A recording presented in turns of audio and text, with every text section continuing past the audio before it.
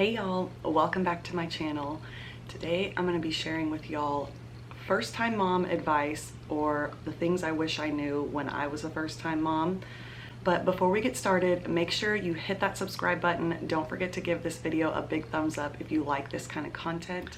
I also want to give a shout out to one of my mamas out there, Shelby Fleming from Ontario, Canada. I just want to say, Mama, you are doing an awesome job. Your hubby wanted to do something special for you, to tell you how much he loves you and how grateful he is for everything that you've been doing during your pregnancy. I wanted to relay that message through this video and let you know, not only is he proud of you, but I am proud of you as well. And I'm so grateful for your support for my channel and my own little family. And I am so excited for you guys to start your own little family in 2021 with your little baby boy. I can't wait for you guys to hold him in your arms. It makes my heart feel so good when I see all of y'all's comments. And I just want to say I'm so grateful for y'all and what y'all have done for my channel and my family. Congratulations to you guys. And let's go ahead and get started with this video. Okay, the first one I have on my list is do not let other people influence your own mom choices. Especially when you're a first-time mom, you will get so much unsolicited advice constantly. People are going to be telling you what to do during your pregnancy, telling you what you should be doing, what to do when you have your baby, and then when they're newborns telling you all these things. It's okay to learn from other people and other moms, but you take their advice with a grain of salt. You always want to make sure that you try it out with your baby if it's something that you want to try, and see if they like it, or even if you like it.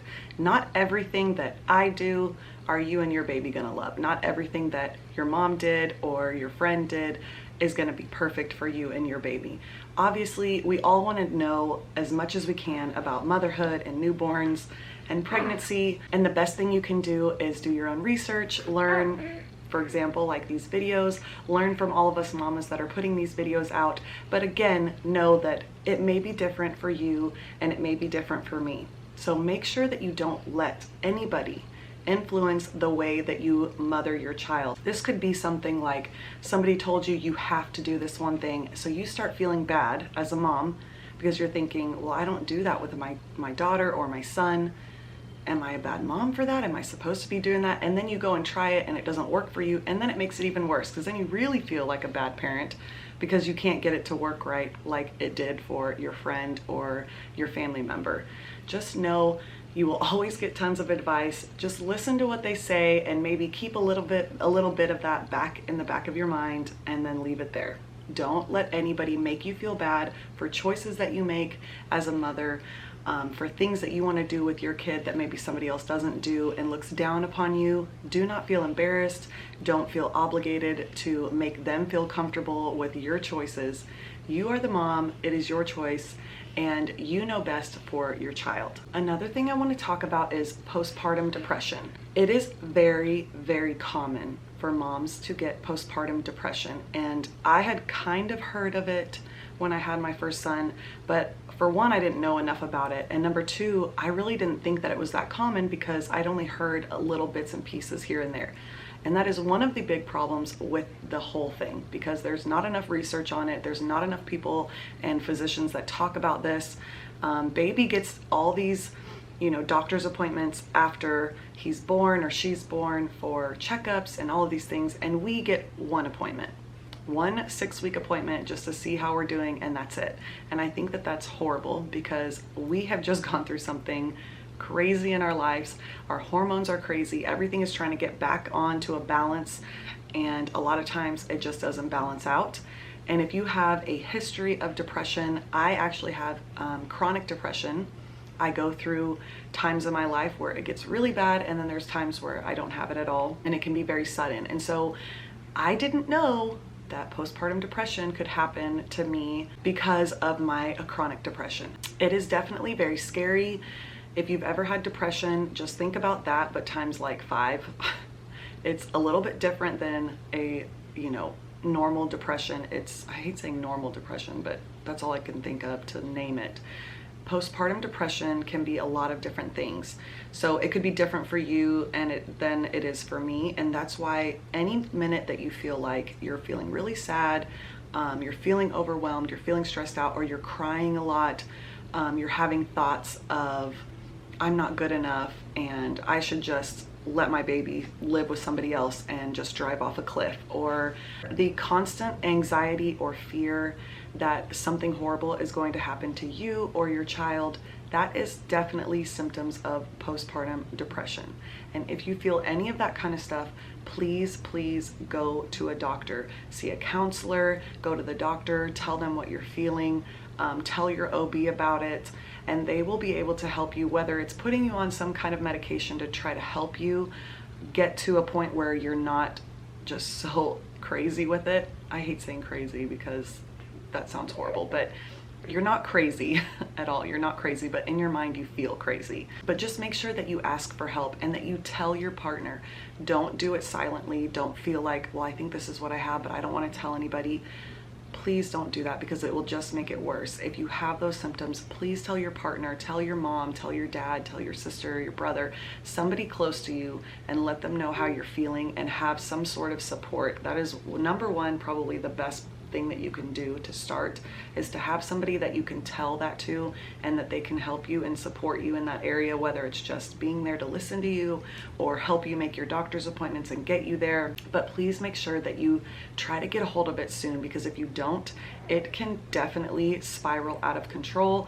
I know, because it has happened to me with my first child, and at the time I felt so crazy. I didn't know what was going on. Like, it didn't even click to me that it was depression, because it was just so, it wasn't the type of depression that I had gone through before and knew about. But just like I said, I just want y'all to know, if you start feeling that feeling, you're not alone. A ton of us go through it. Sometimes multiple times. I've had multiple children, so I've gone through it more than once. And thankfully, after I've gone through it once, then I knew the signs to look out for and be able to try to get on top of it a lot sooner. But just do not feel embarrassed.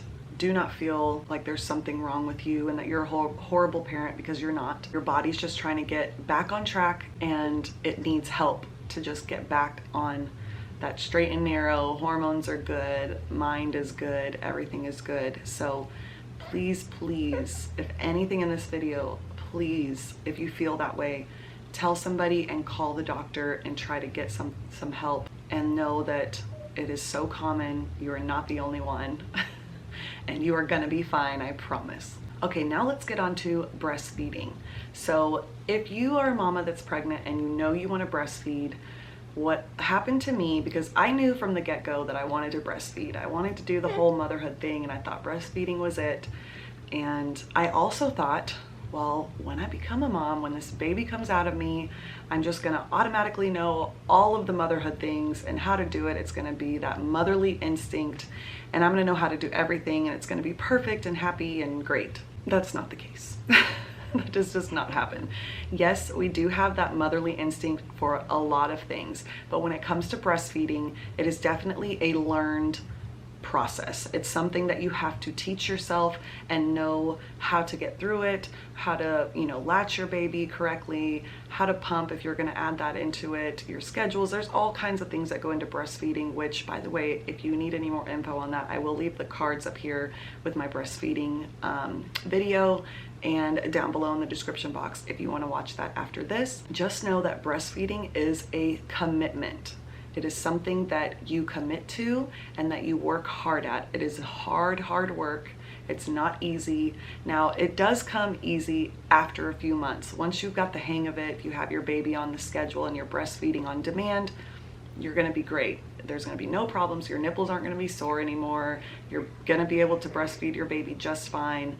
Everything will feel great. It'll just be another part of your day that you're going through. It's not gonna be anything huge, but in the beginning, it will be. It will take up 24/7 of your time.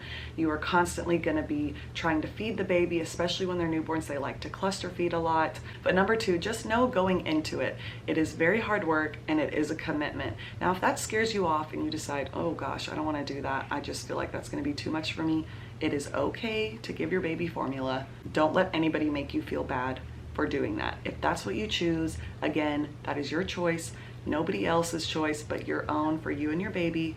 And if that's what you feel like is best, then that is what is best. And as long as baby is happy and gaining weight and everything is good, everything is good, okay? If you do want to breastfeed and you have heard me say that it is hard work and it is a commitment, just make sure that you know that going in and that you just do all your research and try to know everything. Also use the lactation consultants that are in the hospital, or even if you're doing an at-home birth, I'm sure like the doulas and the midwives, they know all about that. They can help you if you have any problems, even after you've had your baby. If they're a month old and you feel like something's going on and you just can't get it right, there's plenty of lactation consultants there to help you get through this journey. And even though I've said that it's hard work and it's a commitment, I personally have breastfed all 4 of my babies, and as I've gone through each baby, I've been able to go longer and longer, and I have to say that it is one of my favorite parts of having a newborn. I love breastfeeding. I love the bond that I get to have with my baby. There's a lot of things that are really great benefits from breastfeeding. For one, you get a lot of those endorphins that make you feel really happy, and you get energy. It can help you, lose a little bit of weight early on in your postpartum. There's just a lot of benefits. Obviously, a lot of benefits for your baby as well. So just know going into it, don't just think, oh, it's just gonna happen, it's gonna be great and fine. That's not the case. Just be prepared. Mamas, please, please take time for yourself. If we don't feel good and everything is going wrong with us, we cannot be the best mother to our child. If you need 5 to 10 minutes, or if you can even get an hour out of it to just sit in the bathroom or in the bathtub and chill, put your makeup on, put tanning lotion on, whatever it is that you love to do, and it's you time without your baby strapped to you or next to you. You have your partner or a friend or family member that can hold your baby so that you can get 5 minutes, 20 minutes, an hour to yourself. Do it as much as you possibly can, which will probably only be once a day or once every 3 days. It's just how it's gonna be, especially in the beginning when baby is really young. But it is very important that you're taking care of yourself and giving yourself time to breathe and relax, because if you don't do that, it eventually will just build up and you will become resentful, you will become exhausted, overwhelmed, stressed. I mean, you could just go down the list. It would be a ton of things. And that also is not gonna help if you have postpartum depression. If you have a PPD, then you definitely need to find a couple minutes here and there throughout the day to give to yourself and just be able to calm down, take a breath, clear your mind, whatever it is you need to do without baby with you. That's another thing I want to point out, because it's one thing like right now to have your baby strapped to you and he's asleep. Of course, he doesn't need me right this second, but I'm still caring for him. I'm still making sure he's breathing right. Is he okay? Is he coughing? Does he need anything? Is he comfortable? This is not me time. This me time is when you take the baby and you give it to somebody else in the other room and you close the door and you have your time. And again, like I said, even if it's 5 minutes, 5 minutes is perfect. That may be all you need to get through the rest of the day and feel really good.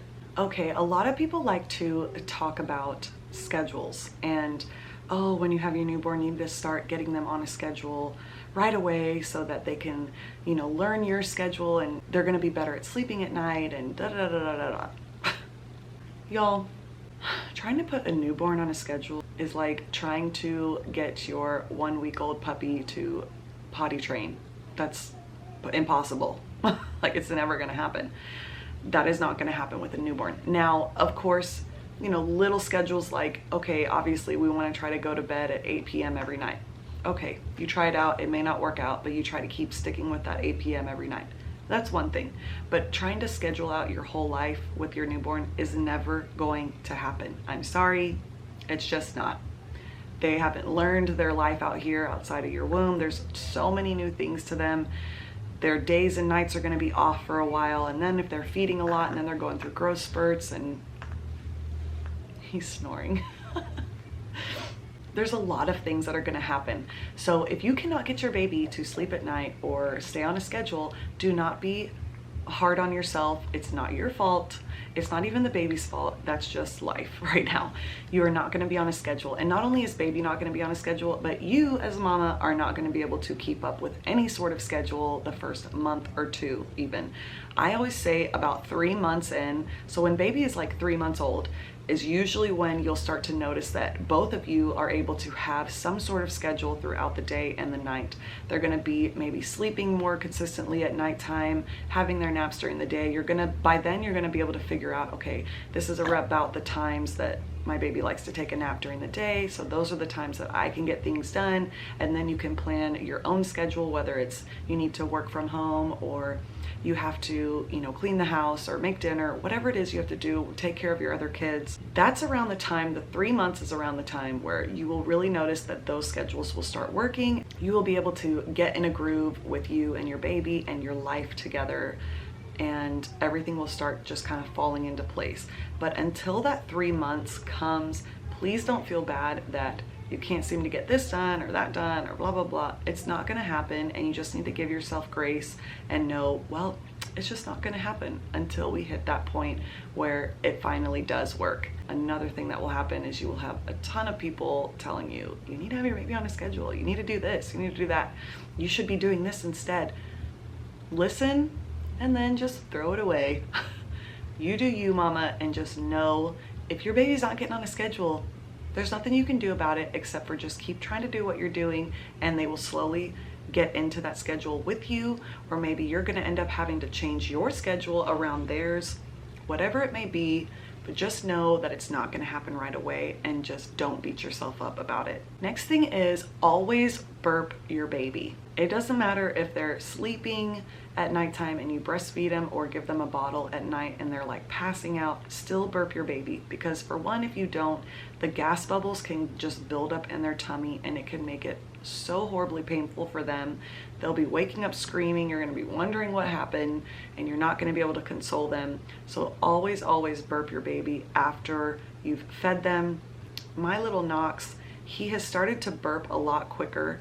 When he was born, it took him forever to try to get a burp out. Now he'll burp pretty quickly, like right after he's done eating. But the problem is that about 10 minutes later, he spits up.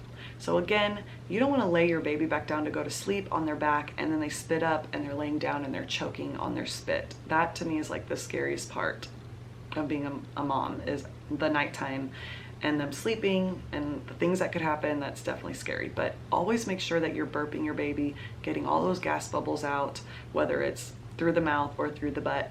The next thing I want to talk about is when your baby's crying and fussy, and knowing, what that means. What do they need? And a lot of people will just immediately go and feed their baby when they're crying because they just think, well, they're only crying because they're hungry. There's a couple other things that it could be. So what I like to do is if he starts being fussy or he really starts crying, I usually pick him up and I try to burp him first. Even if it has been, an hour or 2 hours since he's eaten, I always try to burp him first, because there is a chance that he may have some kind of gas bubble in his throat, almost like an acid reflux feeling, or in his tummy, maybe even gas that needs to come out the other end.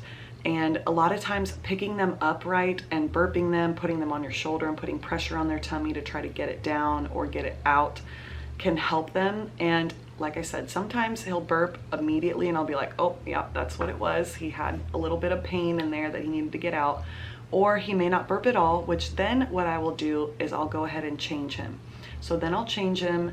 A lot of times baby will cry because their butt is wet. And a lot of people think, what? Like, why would they have a diaper on? It soaks in. There's a lot of babies that are very sensitive to that. My daughter was one of them. I mean, I had to change her butt constantly because if she peed once, she was constantly crying because she hated it. So I would be going through diapers like crazy. But obviously I wanted her to be happy. I always do burping first, then I go and I change their butt. Whether they really need to be changed or not, just make sure that you change it, because that might be just what they need. And then if they're still crying, then I will feed him. And that way I know that I've gone through maybe the other two possibilities first before I just go and feed him, because he may not really be hungry and then I go and try to, shove some food down his throat, and then if it was a gas bubble, I'm just making that problem worse for him, and there he's gonna just spit up everything I just tried to feed him. And then of course dirty diapers just can make any baby feel yucky, and that could be why they're crying. So just so you know, if your baby starts crying or being fussy, always burp first, change their diaper second, and then feed them. Another thing I didn't know with my first baby was that diaper cream will be needed immediately.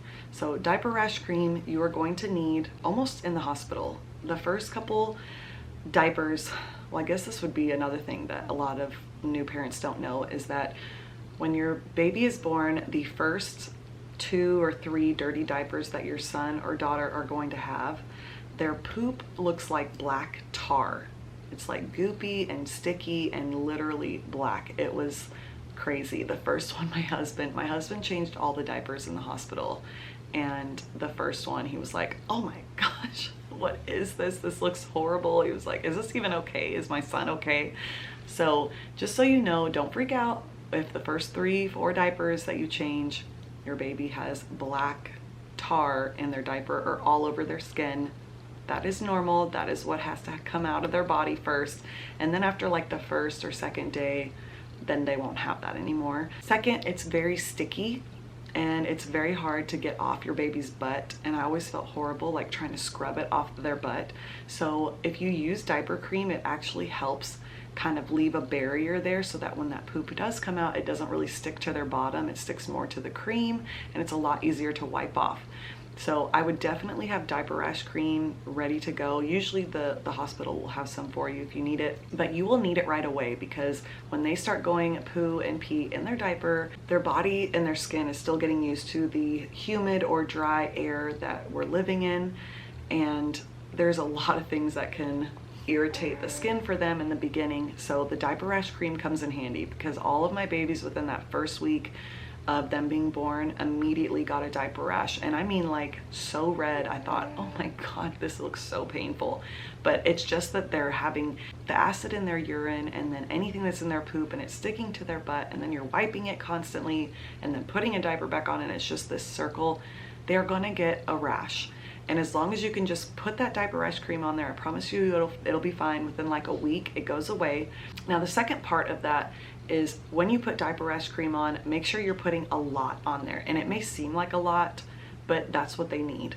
Don't just like rub a little layer on there and then put the diaper on. No, like a huge goop of it. It should all be like, if your diaper rash cream is white, you should see white everywhere. Like you shouldn't be able to see any red. You shouldn't be able to see any skin tone. It should be all white and covered. That is definitely gonna help that diaper rash go away super quick. So need diaper rash cream right away, and make sure that you're putting a whole lot on there. Definitely let your partner help. So 2 things can happen with this. There's some moms that don't let their partner help because they feel like they're doing it wrong or they don't know enough. You know, obviously us with the motherly instincts, like we know how to do this. We know how to put the diaper on correctly. We know how to do the diaper rash cream. We know how to hold them right. We know how to, you know, what cry means what. And you may think, well, my husband doesn't know any of that. Like he was crying and he went and fed him, and that's not what I do. I usually, you know, burp him first and then change his butt and then feed him. And he didn't do it that way. And so I don't want him to help all the time. I always pick the baby up myself and I do it myself. Do not do that. You have got to let go of control. You've got to let go of control and let your partner help. Let them have that time to bond with their son or their daughter. And not only that, but let them have that time to learn how to do all those things. Obviously they don't know how to do it. It's their first kid, just like it's your first. But as a mom, because we've been carrying the baby, we kind of get all of that, those instincts, and I don't even know how else to explain it, but just the instincts that we get because we've been carrying them for so long. Your husband, your boyfriend, your partner, they are not gonna understand any of that until that baby is in their arms. And then they're going, okay, now what do I do? Just like half of us do. So please let them help. It's gonna be hard the first couple times because if you sit there and watch them your whole time, you're gonna be like, you're doing it wrong. No, don't swaddle like that. No, don't do it like that. No, he doesn't like it like that. You know, just try to be quiet, go in the other room and let your partner take care of the baby and figure it out on their own. I promise your baby will make it through it. Your baby's not gonna get hurt because daddy is taking care of him or her. Gonna be fine. I promise, baby's gonna be fine. just try to let go of some of that control and let your partner be a part of everything and be able to be on their, you know, parenthood journey as well. The next part of that could also be you have a partner that doesn't do a lot to help you because, you know, if you're breastfeeding, they're like, well, I can't really feed the baby because you're constantly breastfeeding them. And then if you're breastfeeding, then you're getting up at night and they're not, and you're changing their diapers all the time and you're holding them all the time and you have them in a wrap all the time. Try to let there be times where you just hand the baby to your partner. Because if your partner's not gonna immediately go, well, let me help, well, I wanna do it, well, I wanna hold the baby, just try to find those moments. Like, let's say you, of course, you need to take a shower, or you wanna do the dishes, or you need to cook dinner and you don't wanna hold the baby and you don't wanna do things. Hand over the baby to your partner and try to get them to help you. Those are little, you know, hinting kind of ways to help, you know, tell your partner like, hey, I need some help. You know, can you help me in this area? Can you do this for me? Without actually saying all of those things, because sometimes I've heard from other moms, they're like, well, I don't know how to ask my husband to help me and I need help. And sometimes it's not really asking them to help you, it's just handing them the baby and just say, hey, I gotta go do this real quick, can you take the baby? And they will learn on their own. Dads also have to go through that whole learning process just like we do, and knowing that everything is just not going to be an instinct because they became a dad, but they have to have those times to learn. If they don't have the baby, how are they going to learn anything? So definitely, for one, let go of control if you're that kind of mom. And if your partner is the kind that just feels like, well, I mean, what, I don't know what to do because you have the baby all the time, make sure that you're giving the baby to your partner so that they can help out and do some things for you as well, and for baby, obviously. Okay, so this one is definitely for those first like 3 weeks to like almost 2 months of postpartum and your baby being in this world. It is okay to be in your pajamas for more than 4 or 5 days straight. Yes, you're gonna feel gross. Yes, you're gonna feel tired. You're gonna wanna shower. You're gonna wanna change your clothes. But to be honest, you're gonna be so tired you aren't gonna have time. And you're gonna be busy with your baby. Your baby needs you. That's more important than you showering and taking, you know, changing your clothes and all of those things. You're probably not gonna brush your teeth a couple days in a row because you're gonna forget. It's not gonna be like, oh, I don't wanna brush my teeth. It's literally gonna be because you forgot. Just don't feel bad about that. If you are in the same clothes for the last 4 days, it's okay. We've all gone through those days with our own babies. You are not alone in that. I remember with my first, I felt horrible, but I was so exhausted. I didn't even have the energy to like put new pants on. And I did feel like a bad mom. I was like, gosh, I can't even get myself together and ready for the day. Like, how am I even gonna do all these other things? Well, that's exactly it. You are doing all those other things, and that is why you cannot get ready for the day. We are prioritizing our lives and putting our babies first. That means you're a great mom, okay? Because you look like crap and the baby looks great. That's a great mom. Like I said earlier, you definitely want to have time to yourself as well. So you got to find those moments where you can, you know, whether it is to change your clothes, take a shower, whatever it is, try to find those times where somebody else can watch the baby so you can do that. But make sure that you know, don't feel bad if you're in the same clothes for a while, or that you haven't worn makeup or brushed your hair and it's been in a bun on your head for like 5 days. It is okay. Next thing is, all of us moms have that pressure to like have that snapback body and to, you know, take on literally the world, like being the homemaker and making dinner and doing laundry and taking care of the baby. And oh, I look so good. I did my hair today and I put makeup on and I changed my clothes. There's so many things. When your newborn is a newborn, you're gonna be exhausted. You're gonna be tired. You are putting that baby first. The house can wait.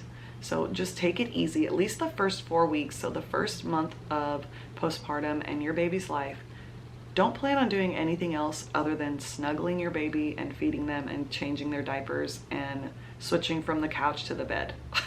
Like, that is all that should be on your list. Make sure that you have, either you're getting takeout a lot, you have freezer meals that you can cook, your friends or family are bringing you dinners or lunches.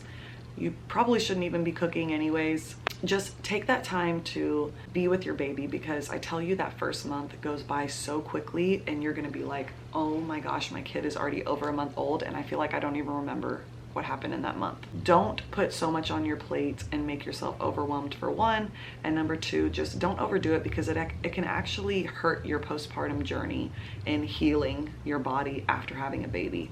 If you're up all the time and walking around and doing all these things, that actually can make your healing process go slower, and it could even cause problems, whether you start bleeding a lot more, you start feeling really achy, your body hurts a lot. If you had a C-section, obviously your stitches could just pop open. There's a lot of things that can happen, so give yourself that month at least to relax and do absolutely nothing. Just clear your schedule and know that every day you are just gonna be with your baby and giving your baby all of you, and nobody else gets any part of you to do anything around the house or anything at all. Just know that and be prepared. Next one is baby wearing. I actually did not baby wear my first child at all. I literally carried him everywhere in my arms, or he was in a stroller or a car seat. And I regret it so much, because now that I've baby worn my last two, or my last how many kids do I have? 4. My last 3 babies, it is seriously a game changer. For one, hands-free, you can do other things. For 2, if your baby hates to sleep or can't fall asleep, you put them in one of these and walk around, you know, go for a walk outside, walk around the house and do some things. They're out, like this one. That's pretty much where he gets all his naps, is in this thing. They're just awesome. I seriously love baby wearing. And this is a baby wrap. They also have slings. They have all kinds of different ones. I like the baby wrap the most, especially in the very beginning, just because they're keeping you really secure and close and tight to your body, which they love and I love as well. And then as they get a little bit bigger, then you move into like the sling, and then you move into the normal baby carrier. Now I will say my husband wears him all the time as well, because he loves it so much. So we have that normal baby carrier. I think it's the Baby Bjorn one. And he wears that one because it's more manly for him. And so he will carry baby around the house. He'll be like playing video games or doing something on the phone for work and have the baby in the baby carrier walking around. And of course, Knox loves it.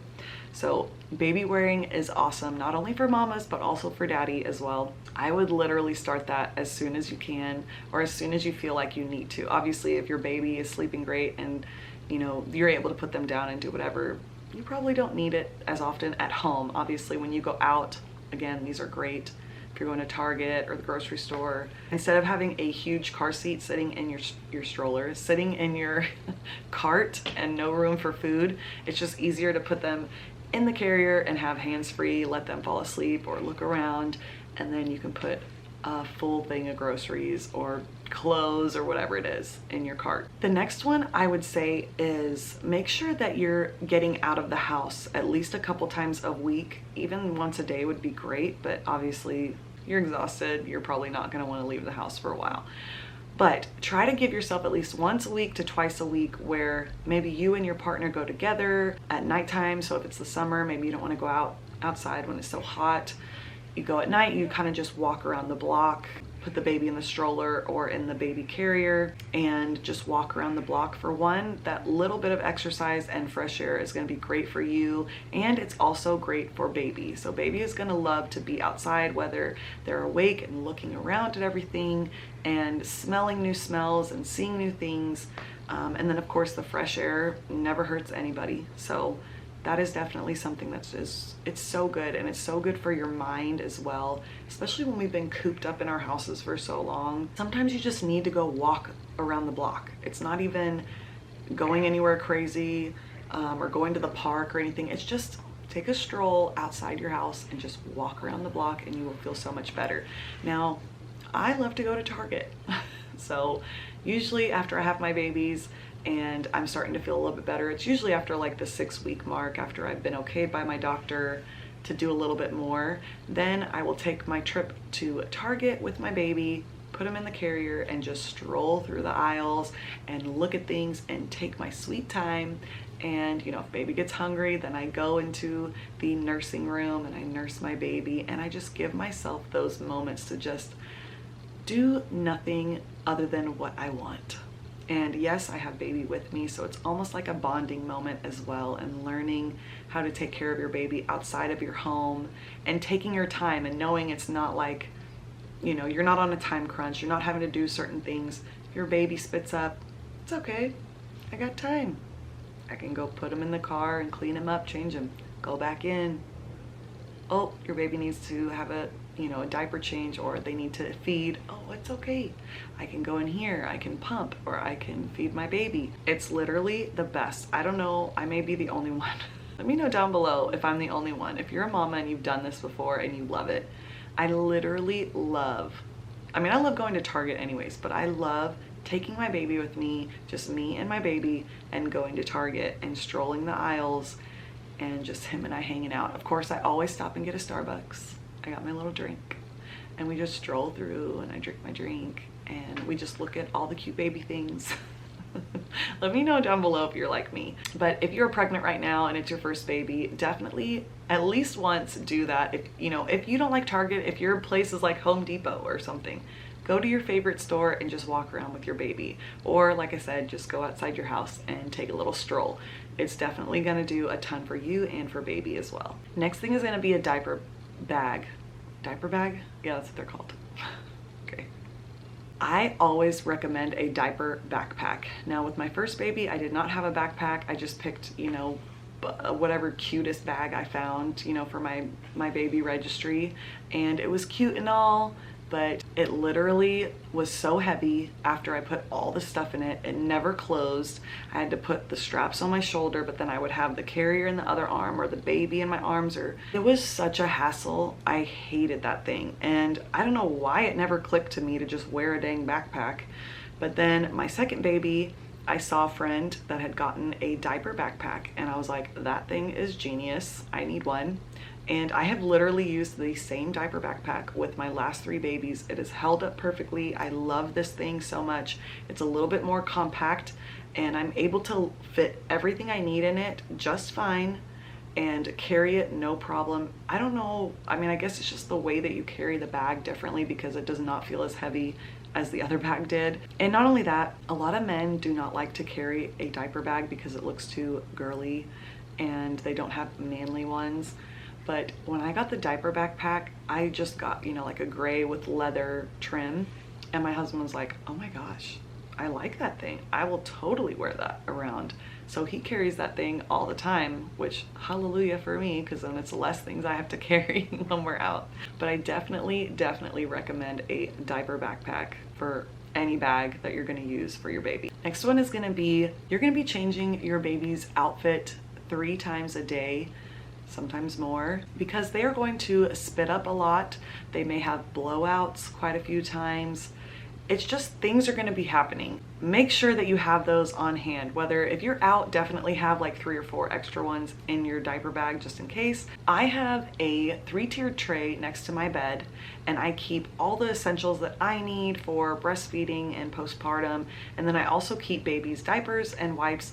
And then I keep a lot of his clothes there as well. So pants, onesies, sleeper, footed sleepers, all of that stuff, beanies, whatever he has. I have his slippers and his socks, like literally almost his whole wardrobe is folded up and put in this tray next to my bed so that throughout the day when he spits up all over himself and me and we need to change again, I have plenty of clothes to pick from and change his outfit. And it kind of sucks that you have to go through these. You will definitely be doing a whole lot more laundry for your newborn than you will anybody else in your house. I'll let him spit up on his shirt 3 or 4 times before I change it. I'm not gonna change his shirt every single time he spits up because he spits up like 8 times a day. So that would be 8 different outfits. No, I'm not doing that. But I will kind of like wait till it gets to the point where it's like, it's too wet or it's starting to stink, like yucky milk. Then you're like, all right, we need to change it now. Change the shirt, I'll wipe him down. I usually use like a water wipe and I'll wipe under his neck and around his face and on his chest just to make sure that, any extra that was there, we clean that off, because if not, then baby will really start to stink as well. But just make sure that you're ready to be changing your baby's outfit quite a few times a day. One tip for you guys, for new moms, is do not bathe your baby every day when they're a newborn. Your baby's skin is still trying to get used to this outside world and the air and the climate.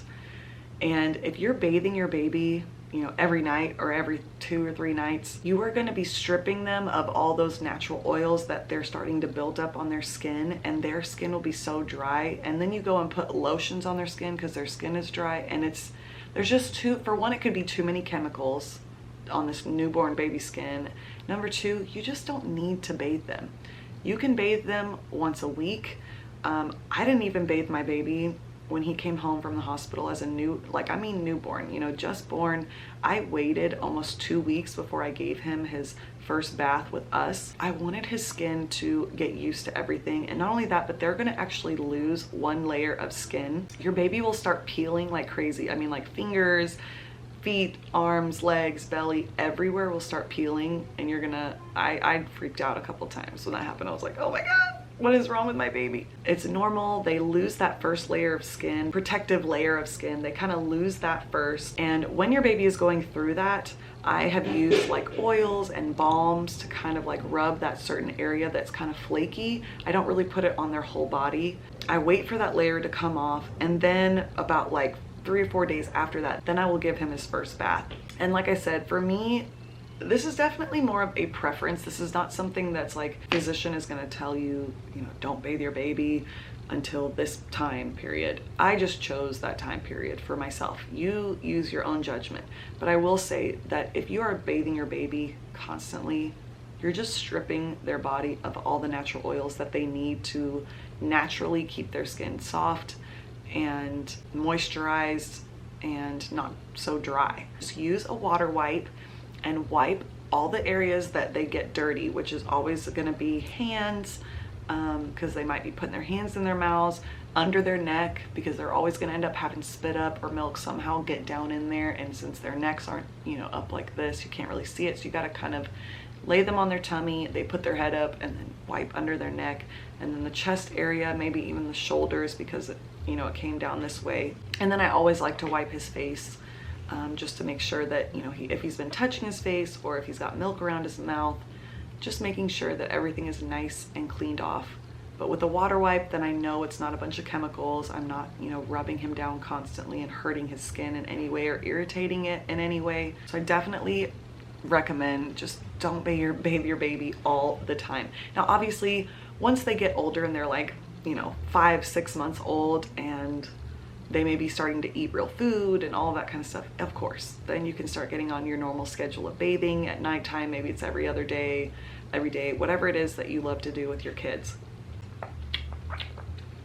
If y'all can hear, he's starting to wake up and he's sucking on his fingers. That is a great cue for you to know baby's ready to eat. Usually if you start hearing that sucking noise, and especially if they're sucking their hands, they definitely are ready to eat and they're getting hungry. I just realized that we're like almost totally matching the color of our shirts and his clothing. Obviously, I like this color.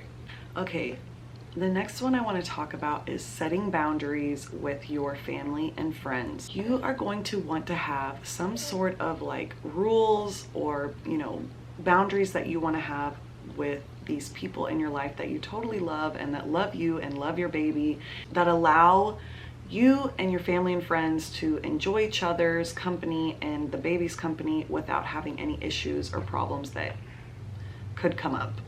Whether it's you have certain, rules that you want to be followed by people that come over to see your baby, whether it's, wash your hands before you hold the baby, which that's usually like a given. I would hope that everybody would do that, especially with a newborn. Or, maybe it's, if you want to see the baby, you have to come to my house to see the baby. I'm not going to get my baby in the car and drive to your house to see you. I'm the one that had the baby. If you want to see the baby, you come to me. I'm not going to you. There's a lot of different things. You just have to sit down and kind of just think about those things. Even write them down if you need to, in your phone or something. Have that list in your mind or have it written down somewhere. Talk with your partner and see if you guys are on the same page. There may also be things that your partner is concerned about or wants to make sure that family and friends do with y'all's baby. Definitely consult with your partner as well. when you figure those things out, it's way better.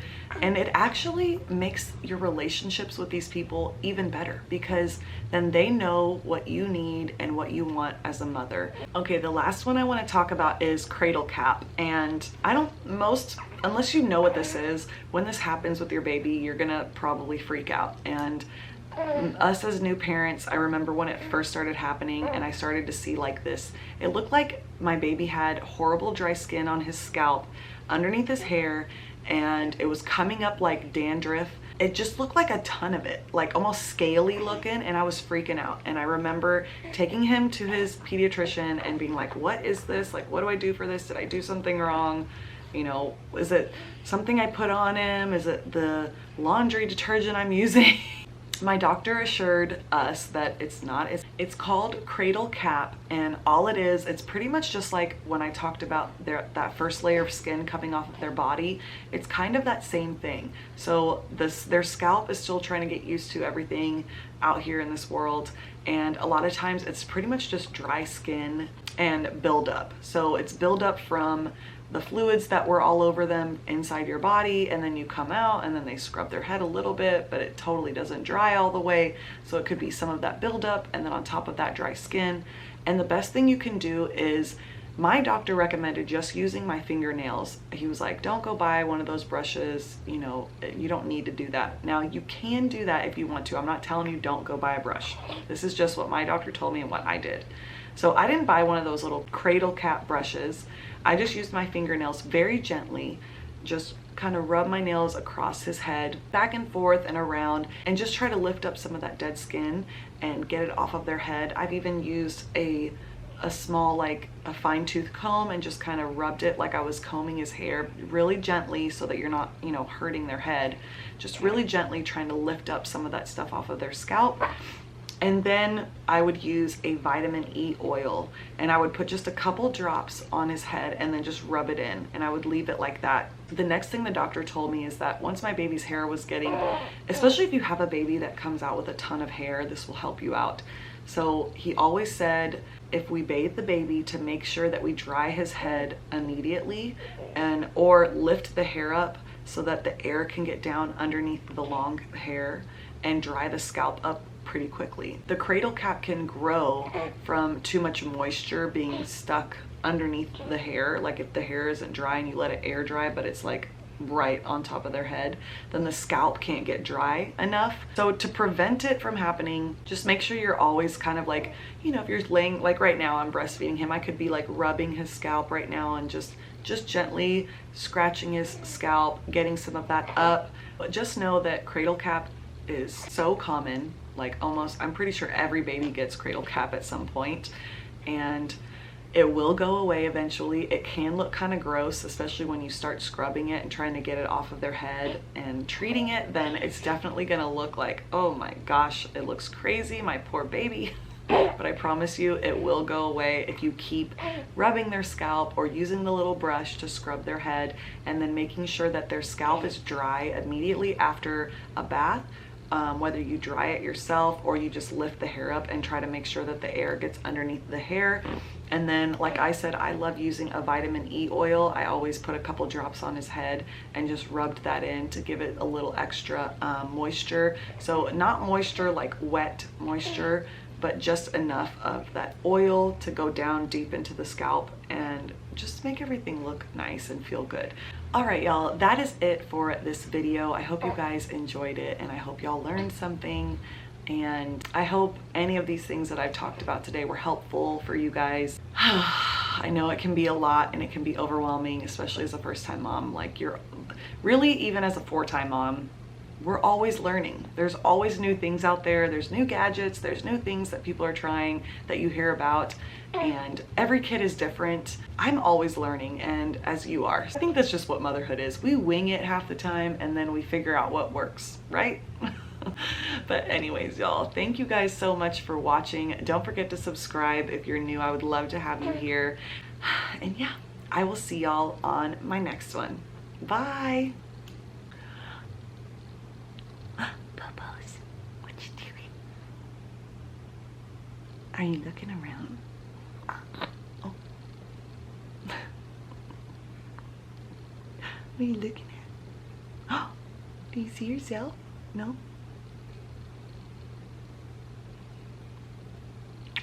You're getting so chunky. I love it. I love you, Bubble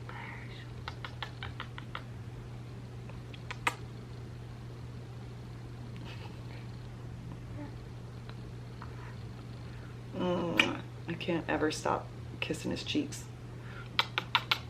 They're my favorite.